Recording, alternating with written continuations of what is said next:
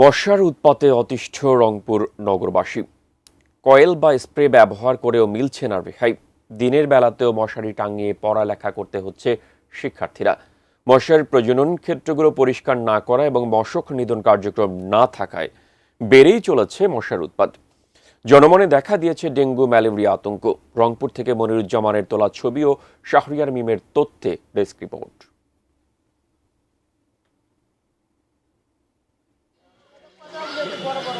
রংপুর মহানগরীর উপর দিয়ে প্রবাহিত শ্যামা সুন্দরী খালের অনেক স্থানই এখন ভাগাড়।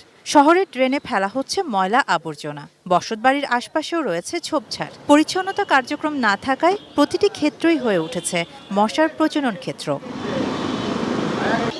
দিনে রাতে সবসময় মশার উৎপাত। কেউ ব্যবহার করছেন কয়েল, স্প্রে, ধূপের ধোঁয়া, এমনকি কীটনাশক। দিনের বেলাও মশারি খাটিয়ে লেখাপড়া করছে শিক্ষার্থীরা, তবু যেন রক্ষা নেই। কয়েল দেয়, কয়েলের মধ্যেও মশা থাকে। রোগ ব্যাধি হচ্ছে বাচ্চা কাচ্চাদের, খুবই জরুরি ভিত্তিতে আপনারা একটু নজর দেন।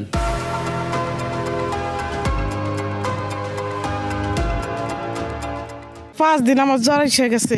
বিষাক্ত মশা, ঘরে থাকা যায় না, এমন মশা। মশার কামড়ে অনেকেই অসুস্থ। তবু সিটি কর্পোরেশনের তেমন কোনো পদক্ষেপ না থাকায় হতাশ ও ক্ষুব্ধ নগরবাসী। দোকানে বেচা কিনে এরকম মানুষ আসলে মনে করেন যাকে মৌমাছির মতন ঘিরে ধরে। সিটি কর্পোরেশনের লোক কোনো মেডিসিন মারে না। শ্যামা সুন্দরী খালে আবর্জনা ময়লায় একদম কিন্তু খনন কাজও হচ্ছে না। সিটি কর্পোরেশন কর্তৃপক্ষের দাবি, তাদের মশা নিধন অভিযান চলমান রয়েছে। প্রয়োজনে কার্যক্রম আরও বাড়ানো হবে। যেহেতু 1 নম্বর জোনটা আমাদের এটা বেশি গুরুত্বপূর্ণ, এখানে আমরা 2টা টিম রেখেছি। তো আমাদের টিম কাজ শুরু করে দিচ্ছে। আমাদের মশকের যে ওষুধগুলো সেগুলো চলে আসছে। কেবল আশ্বাস নয়, সিটি কর্পোরেশনের দৃশ্যমান এবং কার্যকর পদক্ষেপ চান রংপুর মহানগরবাসী। শাহানা জাহান, ডেস্ক রিপোর্ট, ATN নিউজ।